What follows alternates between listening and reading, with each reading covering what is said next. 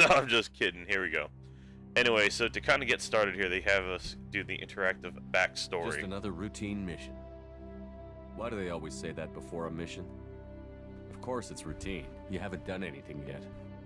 It's everything that happens along the way. The choices you make, the paths you choose, that turn the routine into anything but. Of course, that's how it started. A routine mission, answering a distress call.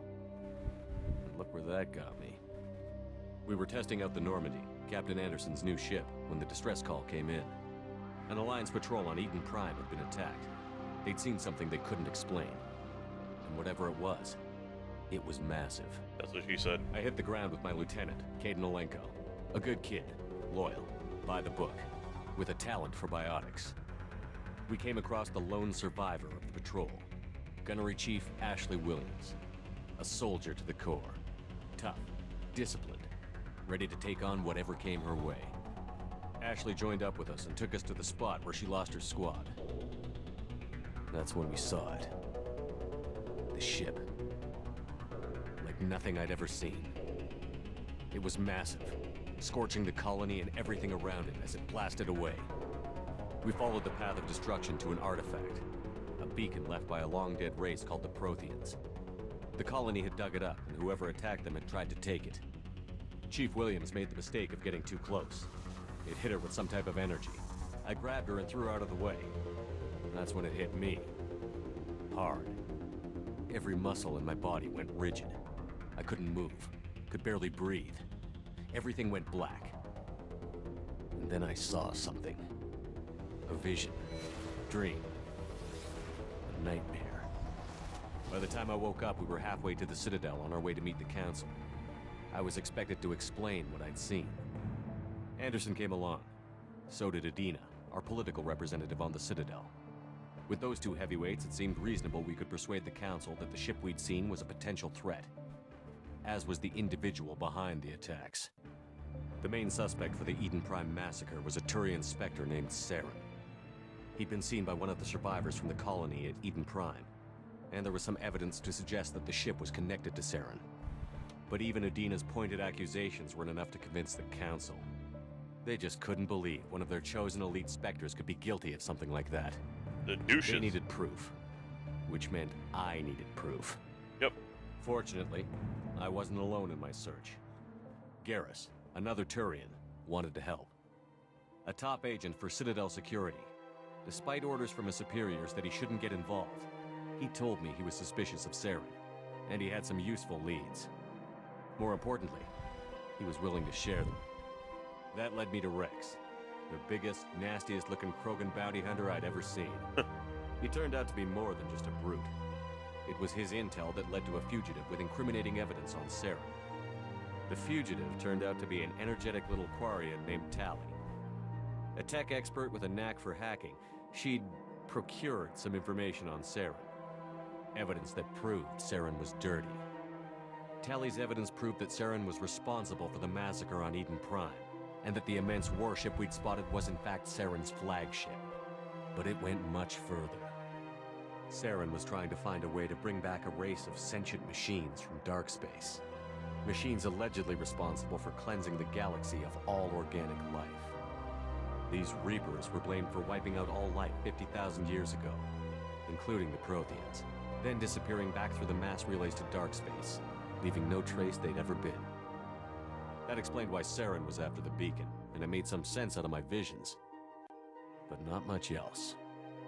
We couldn't convince the Council that the Reapers were a threat, but they agreed Saren had to be stopped.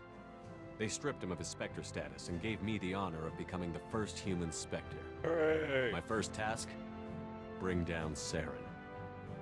Anderson decided to stay behind, giving up his ship, the Normandy. He told me I would need it more than he would. He also pointed me in a direction. Liara, a Prothean expert, adept in biotics, and maybe most importantly, daughter of Benezia, Saren's top lieutenant. And like most Asari, as beautiful as she is intelligent, and born with a unique ability to meld with other species. Liara was able to help me decipher some of the vision the beacon had given me.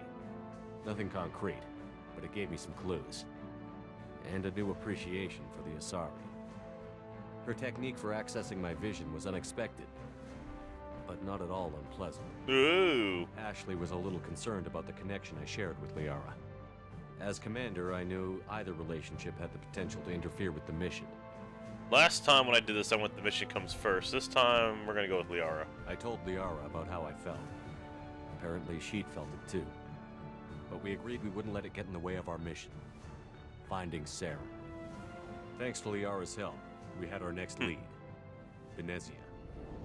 Saren had taken her to Novaria, where he'd enslaved a dangerous race of insect-like creatures, the Rachni.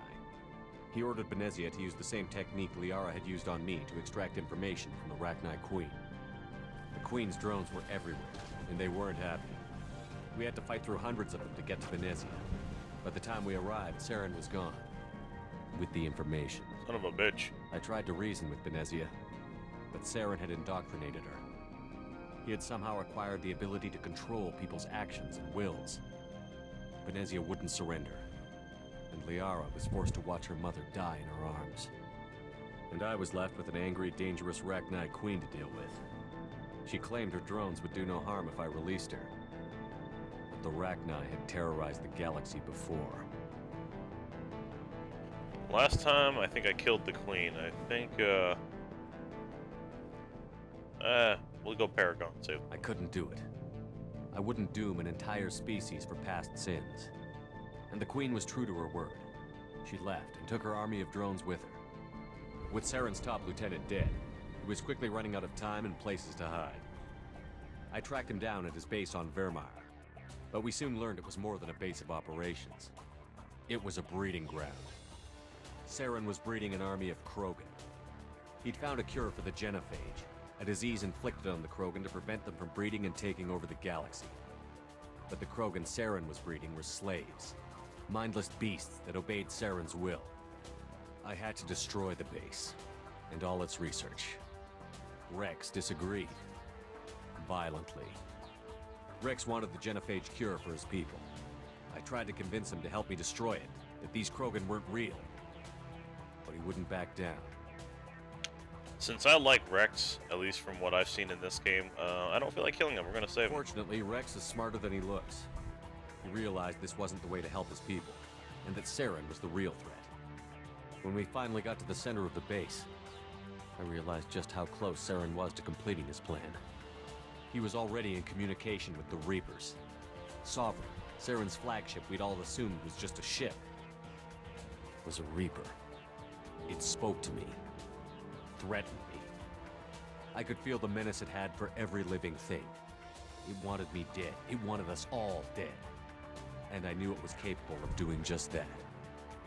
What I couldn't understand was why Saren would help it. But there was no time to think about it. Sovereign knew where we were. We had to destroy the base and get the hell out. I split up my team in 2 squads, sending Ash with one and Caden with the other as a distraction. We had a nuke, and we planned to use it. Before we could detonate the bomb, Saren showed up. We fought. I stalled him to make time for my team. And in talking to him, I realized the truth. It wasn't Saren who was indoctrinating everyone. It was Sovereign. The Reaper. And Saren was in deeper than all of them. He tried to convince me he was still in control. Said he found a way to reduce the Reaper's influence, but he was kidding himself. Or believing the lies Sovereign was telling him. Before I could convince him to stop, he ran, leaving me just seconds to extract my squad mates. I tried, but I wasn't fast enough. I could only save one of them. Caden or Ashley? Caden or Ashley? I saved Caden last time. I'm gonna save Ashley now. Caden was a good man, and a great soldier. But I had to choose, and I chose Ash. That was the last time Saren would slip away from me. I knew then, the next time we met, one of us would die. With my team mostly intact, we chased Saren and his army to Ilos, a long-lost planet that had once belonged to the Protheans. As we prepared for what we knew would be a desperate fight, I spoke to my crew. We were just one ship, against Saren's growing army. I assured them all that despite the odds, we could defeat him. Liara saw through my words. She knew I was hurting after Caden's death. She could sense my doubts. We both knew this mission could be our last. Until that moment, we'd put our feelings aside for the sake of that mission. But why wait? We gave in to each other, and it was perfect. While it lasted.